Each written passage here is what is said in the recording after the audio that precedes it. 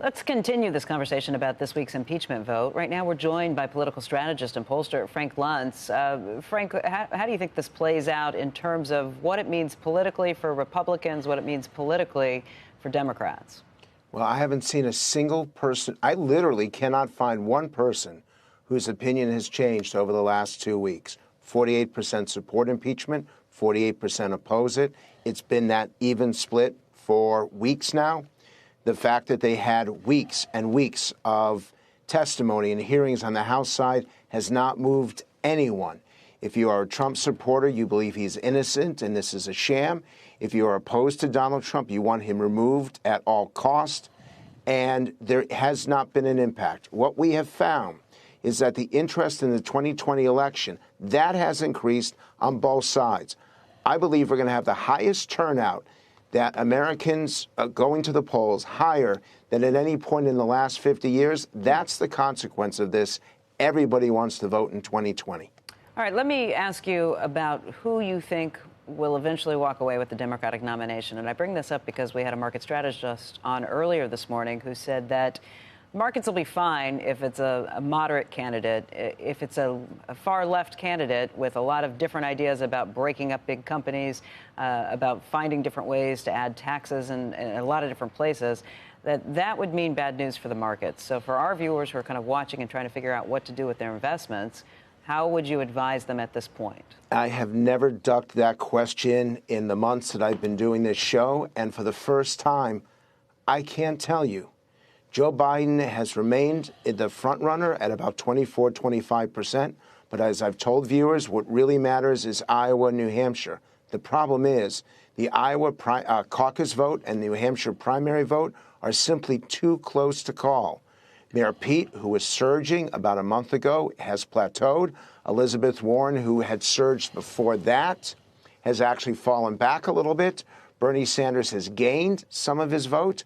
We have essentially a four-person race right now in both Iowa and New Hampshire. So I really don't know at this point. I know that that's not helpful to you, but it is simply too close to call. What happens if a different candidate wins each of the early elections? Well, I'm watching to see what happens to Bloomberg on Super Tuesday. Now, we've talked about this before. There's a significant percentage, a majority of Democrats who would not vote for a billionaire. But I could see three different candidates winning those first four states and having no money left when you get to Super Tuesday. And if you look at the Democratic Party rules, you have to get 15% of the vote to get delegates. There is a greater and greater likelihood that you're going to have three or four candidates getting enough delegates, raising enough money that they can stay through Super Tuesday. Once again, too close to call. So, Frank, I want to go back to what you said earlier about the impeachment process not changing anything on the ground, other than getting more people to vote. The marketplace has brushed off the whole process. And from what you say, that's been the correct call so far.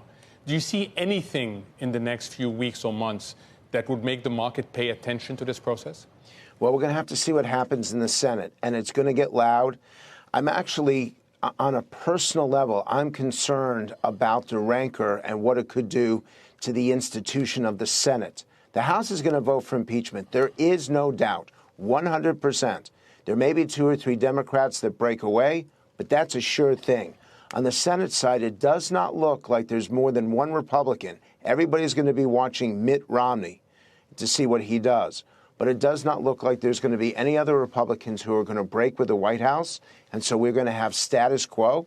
The vote will be taken at some point in January, and then we move right into Iowa and New Hampshire. Let's listen. Senator Elizabeth Warren actually speaking to John Harwood as part of CNBC's Speakeasy series. Here's what she said about taxing billionaires. Government listens disproportionately to rich guys who don't want to pay taxes. Remember, for everybody who says that this government is caught in gridlock, remember that when the question was cutting taxes for the richest and for the biggest corporations, it took the Republicans about 5 weeks in order to call everybody in and do $1.5 trillion in tax breaks that went mostly to those at the top. Hey, Frank, I know you said that she has dropped in the polls, that she doesn't have the same standing. What happened? Which of her proposals was it that you think actually caused her some of this pain? That's a good question, and it's very clear, Medicare for all, that the public realized that this was going to be so expensive that they are probably going to lose their doctor, lose their hospital, lose their private insurance.